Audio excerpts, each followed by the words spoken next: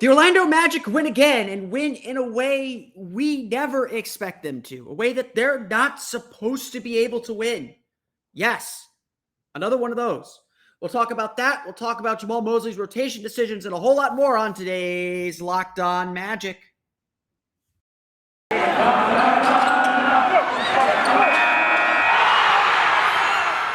are Locked On Magic, your daily Orlando Magic podcast, part of the Locked On Podcast Network, your team every day.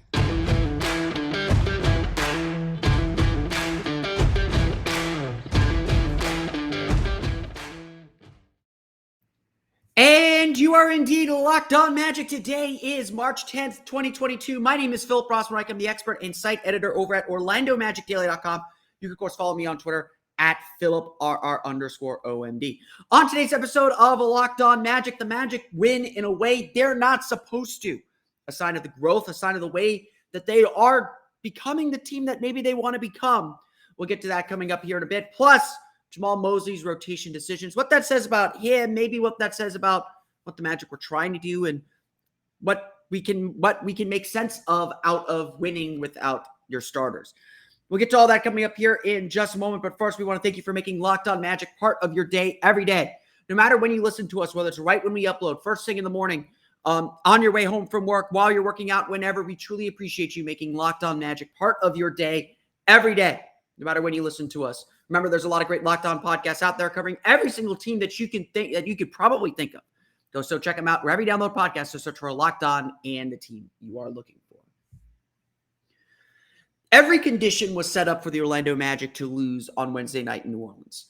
Second night of a back-to-back, a home road back-to-back at that. Those are always tricky.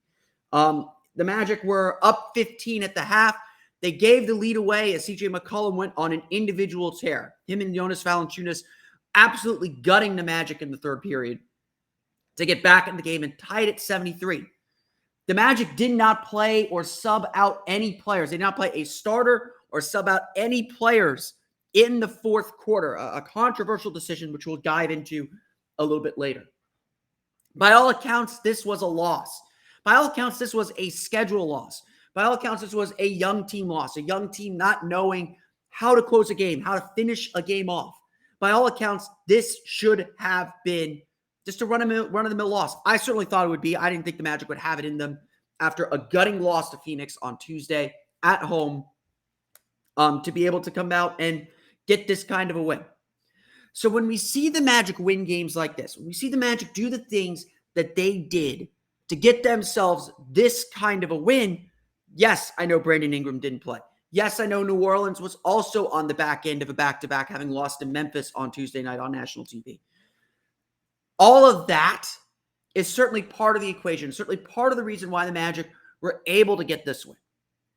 But at the same time, Orlando still had to do the job. At the same time, Orlando still did all those little things they needed to win. At the same time, Orlando still got the experience, still saw what it will take to win when they're ready to be competitive. We've all been looking for those little signs or those little inklings of, okay, like this is what this team is trying to be. We've talked a lot over the last few weeks about the team's pace and how they picked up their pace, and they're 10th in the league in possessions per 48 minutes.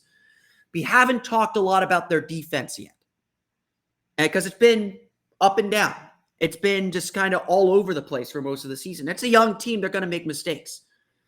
So to see the Magic go on the road, second night of a back-to-back, give up a 15-point lead, give up a bad third quarter, which really statistically wasn't even that terrible, give up a bad third quarter, and still come out winners, that's a pretty good sign for a young team. That's pretty good for what the Magic are trying to be and what the Magic are trying to accomplish. Think of it this way. The Magic and the Pelicans were tied at 73. From that point, the Magic went on an 8-0 run. They answered the run. As Jamal Mosley has said ad nauseum this year, this game is a game of runs. You have to learn how to absorb those punches, take those runs, and answer them with one of your own. So when Chuma Okeke hits an and one basket, when Gary Harris hits a three, when Wendell Carter hits a tough fadeaway jumper to cap off that run and reestablish the lead, that's a sign of growth. That's a sign that this team is understanding that concept, hanging on when teams throw their best punches, when teams come at you with everything they've got, and answering it with one of your own. Again, young teams with the Magic's record, are not supposed to answer that call. And yes, in this last quarter of the season, when there is potentially some nefarious things going on with how the Magic are setting their lineups and how the Magic are thinking through these things, the Magic aren't supposed to be a team that answers that call, that makes this kind of very tangible progress. They're not supposed to be able to make these plays and hold off a team that is in the playoff hunt like New Orleans, a team that needs this win. New Orleans may very well go back at the end of the season when they're going on the road in the play-in tournament and saying, if we would have beat Orlando that night, we'd be it. We'd be hosting a playoff. We'd be hosting a play-in game instead of going on the road to Los Angeles or wherever. It's a real thing. It is. And the Magic got down and did the job. Again, I get the conditions. I get that New Orleans had plenty working against them too, but you still have to do the job. And when New Orleans tried to make runs every time in the fourth quarter, when their bench made a little push, Orlando extended the lead back out. When New Orleans brought CJ McCollum and Jonas Valanciunas in with about 7 minutes to go, and they made their push for the lead, got it down to like 6 points, Orlando pushed it back out to 11. Why didn't Jamal Mosley sub? Because that group was doing the job. And he wrote it. We'll talk more about that, and we'll talk more about that decision coming up here. But another point deserves mention here too, because this was a grimy, dirty win, a 108-102 win. The second straight night Orlando's given up only 102 points. It's part of a bigger trend. You know, I've talked a lot about what my goals for the season are, and one of my goals is I want to see the outlines of who this team is going to be. I want to have an idea of what this team is trying to grow into, what they're trying to become when they're ready to compete, whether it's next year, whether it's 2 years from now, whenever. There has to be an overarching vision, and Jamal Mosley has to kind of put in what that identity is. And we've talked a lot about the pace over the last few weeks. It's been a highlight that I made because it's really the only bright offensive thing the Magic have going for them. They are not a good offensive team. It's the biggest thing holding them back. It's the biggest thing keeping them from doing anything of consequence. The other aspect of this identity that is starting to emerge is their defenses. Plenty in the Magic-based PR media world are saying Orlando has the top defensive rating in the league since the All-Star break. That's just 6 games. However, one of those was a really bad game against Memphis, an outlier game that would weigh that average down, and they're still first. New Orleans was second, by the way, so not super surprising that Orlando struggled offensively. Although, and Orlando's also bad offensively, but after, January, we talked about it. In January, the Magic had the 7th best defensive rating in the league. They slipped a little bit in February. Time at home has really hardened that defense up again. And for the third straight game in 4, Orlando's defense was the catalyst. Because another thing young teams are not supposed to do, young teams are not supposed to play well when their offense struggles. And we know the Magic's offense is going to struggle. We know the Magic's offense is going to have difficulties. We know they're going to really struggle. The Magic are not supposed to be a team that wins on their defense. They're not. But that's increasingly what they're becoming. Against Toronto, the Magic's offense was not very good. But their defense gave them energy, gave the offense a chance to get back in the game. Against Phoenix, the Magic's offense was not good. But the defense gave it a chance. Put it in a position to win. Now, obviously, offense is what's going to win you those close games. And again, on Wednesday, Magic's offense was okay. It wasn't great. It definitely got tired toward the end of that fourth quarter. But the Magic made the plays down the stretch they needed to make, and they played defense well enough to win the game. That's the truth of it. That's the bottom line of it. Orlando made the plays they needed to win the game. And that's increasingly what we're seeing from this Magic team. Increasingly what we're seeing is this team fight hard, get down and defend, and win games the way they want to win games. Now, I'm not here saying that the Magic are a perfect team or that the Magic are about to make a late playoff run or a huge push. There's still a lot of learning, a lot of growing to go. And there are plenty of conditions in this game that were in the Magic's benefit. But by the same token, Orlando won on the second night of a back-to-back when they were clearly very tired. They won with their defense, and they responded well to runs, to a big punch that a playoff caliber team put on them. That's growth. That's the exact growth the Magic want to see. And that's why this win was a really good one for the team. Despite all those positive signs, the big talk about the Orlando Magic's win over the New Orleans Pelicans happens to be a coaching decision. I think it's time to talk a little bit about Jamal Mosley, just a little bit, and give some recognition to him coming up here in just a moment. But first, I'm not so much into the supplement game. I take maybe a daily vitamin once a day.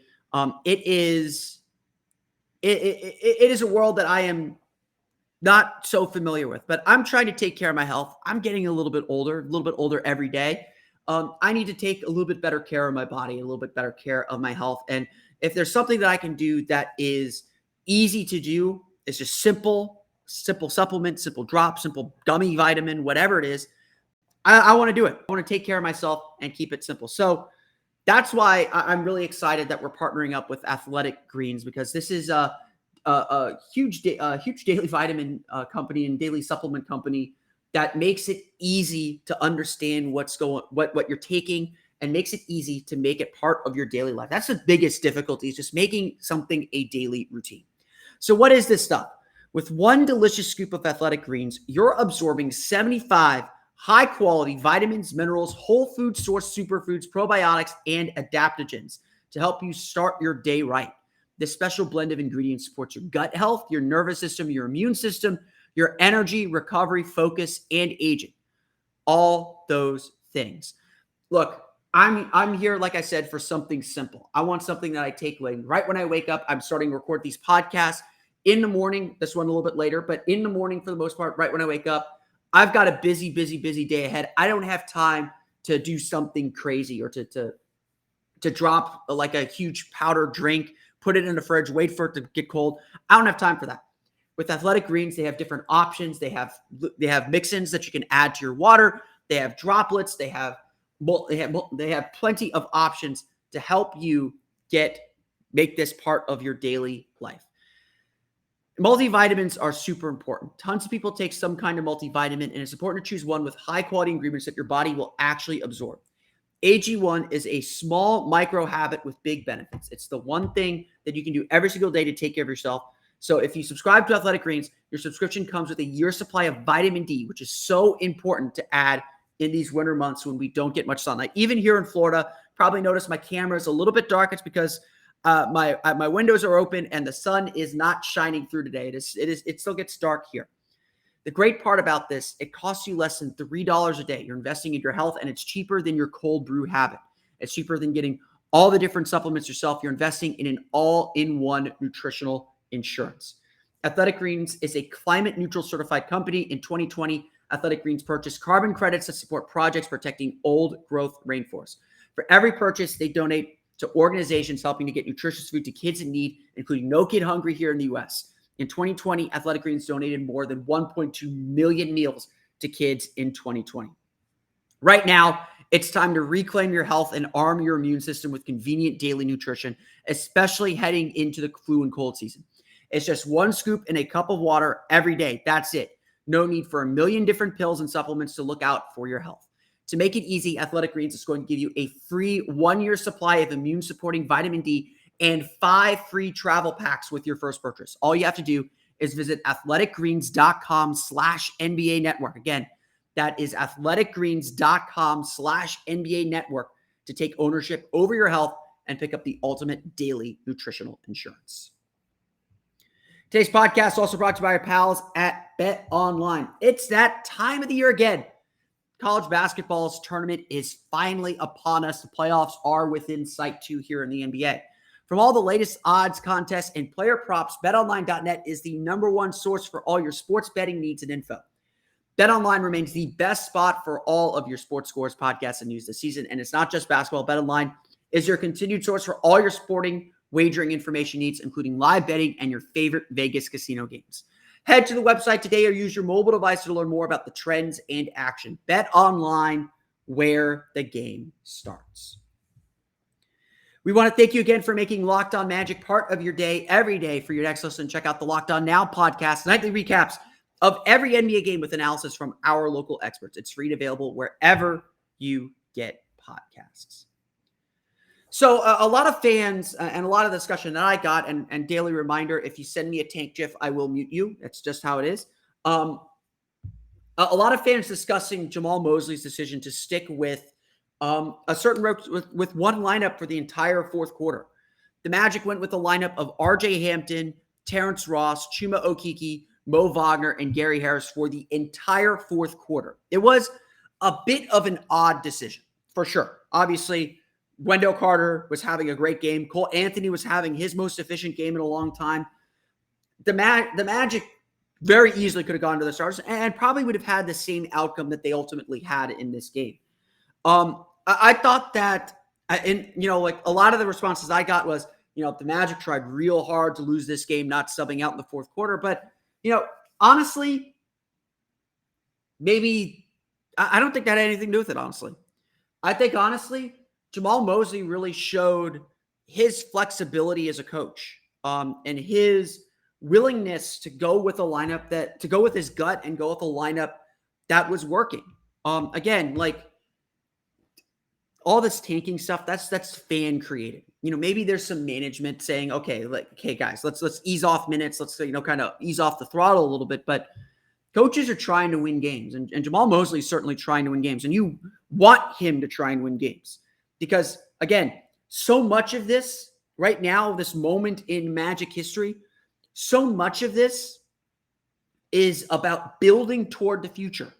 You want these players to be able to win. You don't want these coaches accepting losing as okay. Now, they've all said that the goal of this year isn't wins and losses. They're not measured on wins and losses this year, and that's fine. That's kind of how you have to cope and grow and learn for the season, but you don't want a coach playing to lose. Because if that happens, then you lost it all. Jamal Mosley, to me, this year, and we talked about him a lot early in the season. He was going through some growing pains, definitely some odd rotation decisions then. And I would honestly say, yes, Jamal Mosley is still learning how to build the rotations, how to get a feel for a game, how to make sure he's picking lineups. And some of that is, I think that, yes, Orlando doesn't base its lineups and its rotation decisions all the time based on the flow of the game. They base it on what they want to see. But this was very much a feel for the flow of the game. This was very, very much the Magic saying, we believe that this group can get us to the finish line, and we're going to give some of our starters a little bit of a rest. It was a risky play, but remember, he did it against Utah early in the season with Gary Harris and R.J. Hampton, and they won that game. Mo Bamba was going to check in, and he said, nah, let these guys finish, let them roll. That's a sign of a coach that understands his team and understands what his team is capable of. There were a lot of moments in that fourth quarter on Wednesday where it looked like the Magic, like if the Magic did not get a stop, that he'd call a timeout and reload with the starters. At the very least, bringing back in Wendell Carter, Franz Wagner, and maybe probably Cole Anthony. There were a lot of moments like that in that fourth quarter. But every time they got a stop, every time not only did they get a stop, they got a big basket to extend the lead back out. New Orleans couldn't break them. And yes, that group was really tired at the end of the game, but it got to a point where all the players were on the bench so long that bringing them back in cold probably wasn't going to help them win either.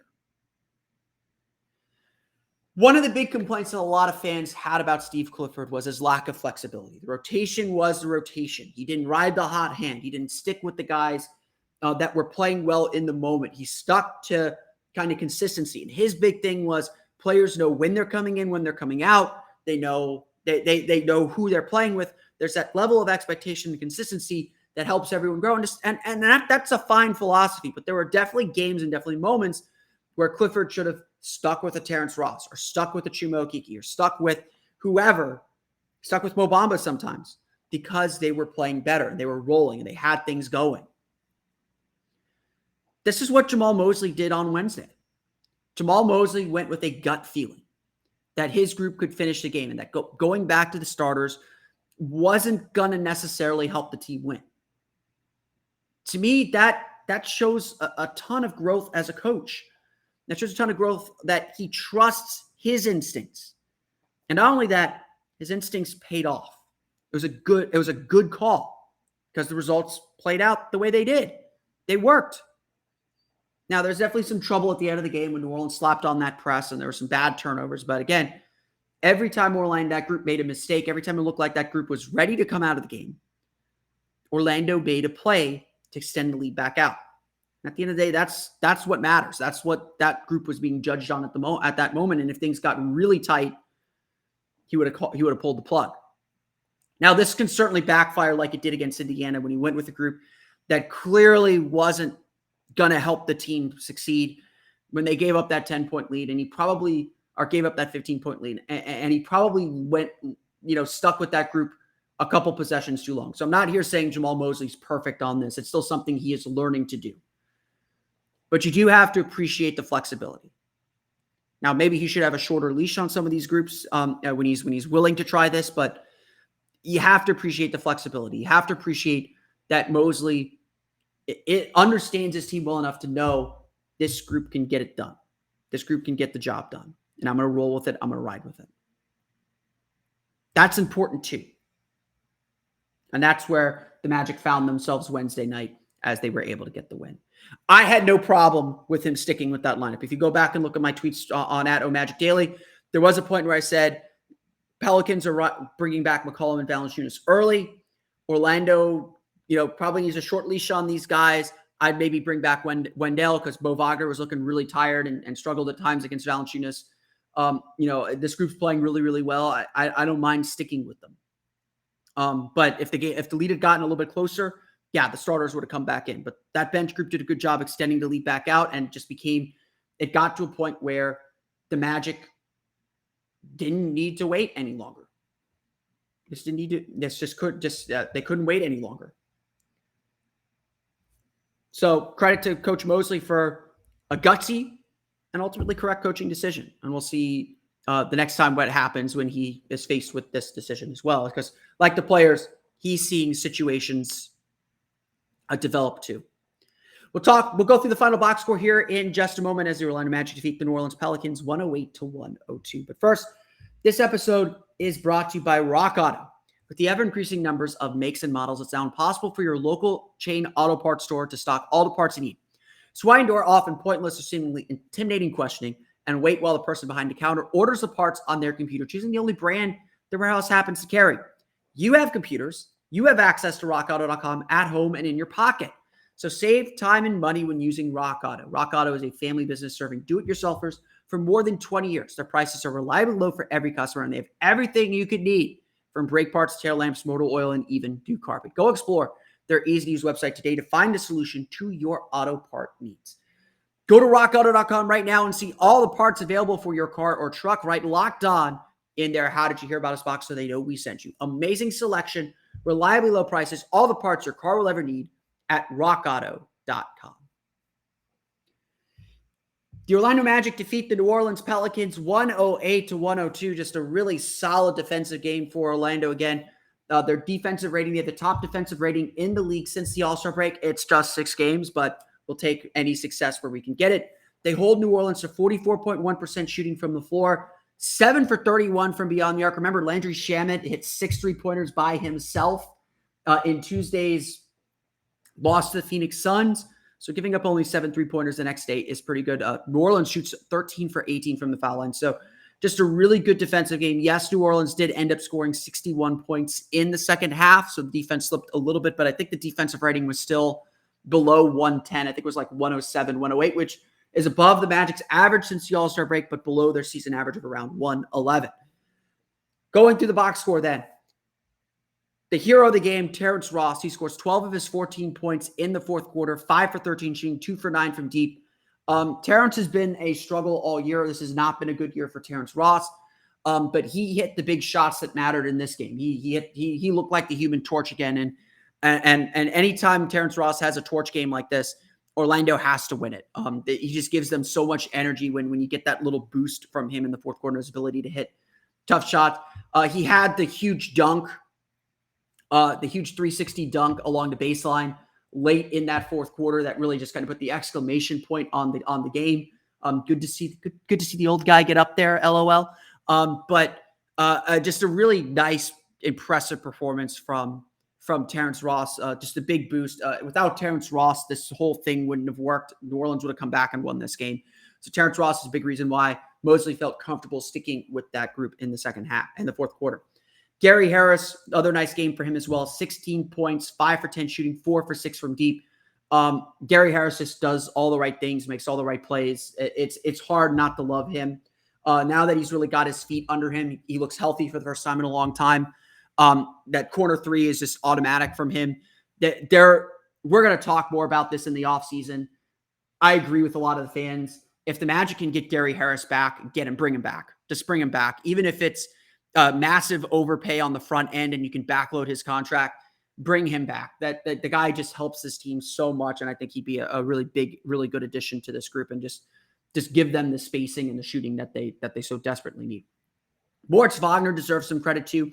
9 points, 9 rebounds, 3 for 4 shooting. He was really good, man. Mo Wagner's had a really good year. I will admit I was a huge Mo Wagner skeptic at the beginning of the season. Mo Wagner's converted me. He has just been really solid. Yes, he gets under people's skin.